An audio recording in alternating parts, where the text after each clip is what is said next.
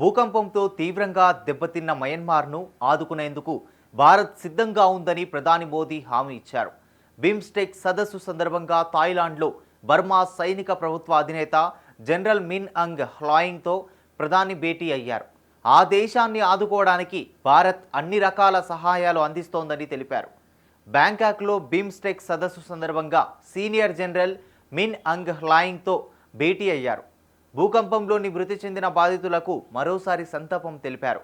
ఈ కఠిన సమయంలో మయన్మార్లోని మన సోదర సోదరీమణులను ఆదుకునేందుకు అన్ని రకాల సహాయం చేస్తున్నాం. ఇదే సమయంలో ఇరు దేశాల ద్వైపాక్షిక సంబంధాల గురించి చర్చించాం.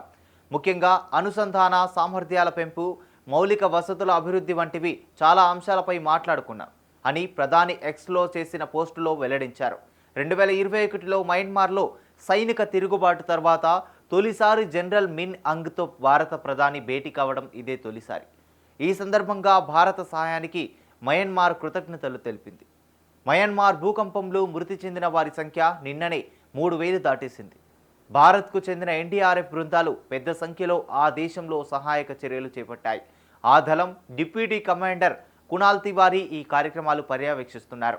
మొత్తం 80 మంది సిబ్బంది 4 జాగిలాలు, రిగ్గింగ్, లిఫ్టింగ్, కటింగ్, బ్రిడ్జింగ్ పరికరాలను మోహరించారు. తమకు స్థానికుల నుంచి పూర్తి స్థాయి మద్దతు లభిస్తోందని తివారీ పేర్కొన్నారు.